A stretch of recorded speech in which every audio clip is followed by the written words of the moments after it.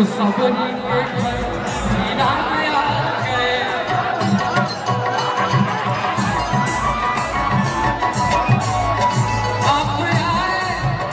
आप आए तो रांची मगन हो गया। आप आए तो रांची मगन हो गया। स्वागतम स्वागतम आपका। आशीर्वाद देना। हेलो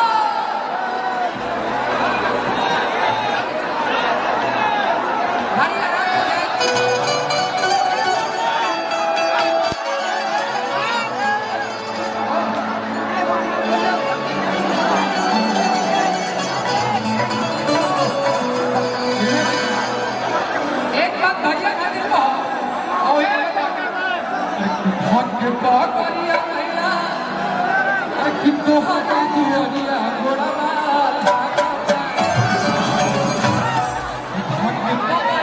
मैया अब तोहरा दुआरिया गोड़वा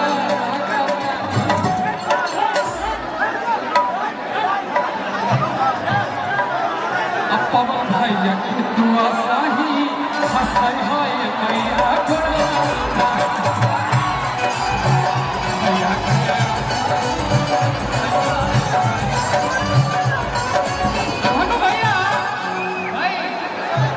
तोहरे कृपा से हर किया जो बॉलीवुड में जाके सगरो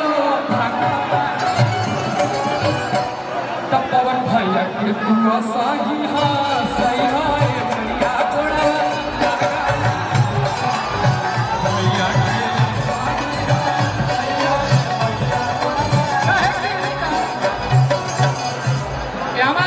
सुधीर भैया के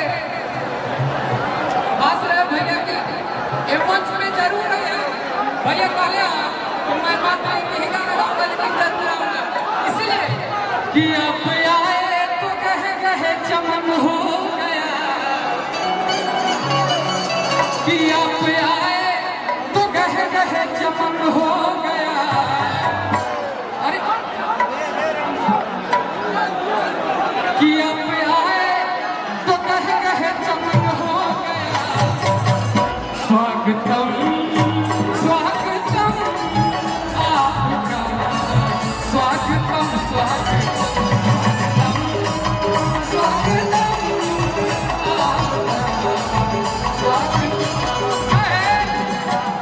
जैसो सबरी के घर सीना में आ गए।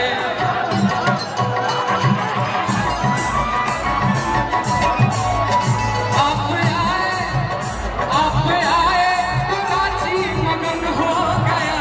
आप आए तो रांची मगन हो गया। स्वागतम स्वागतम आपका स्वागतम स्वागतम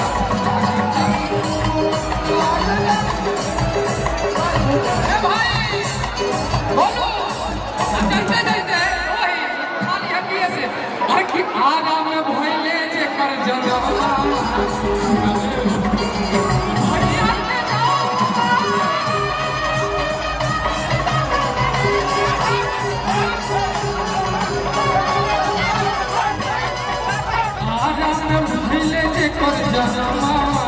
सुनले हो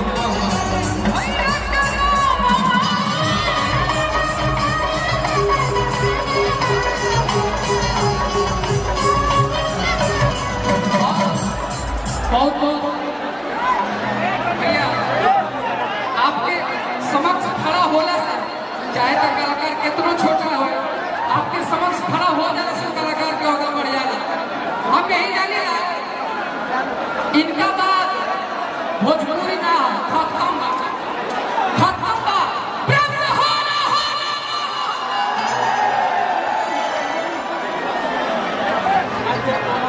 हेलो सुजीत जी किधर चले गए? अब हम चाहा कि मंच के स्थिरता करते हुए धनु भैया मंच के दाहिने साइड भैया लोग इतना खड़ा बानी सब लोग व्यवस्थित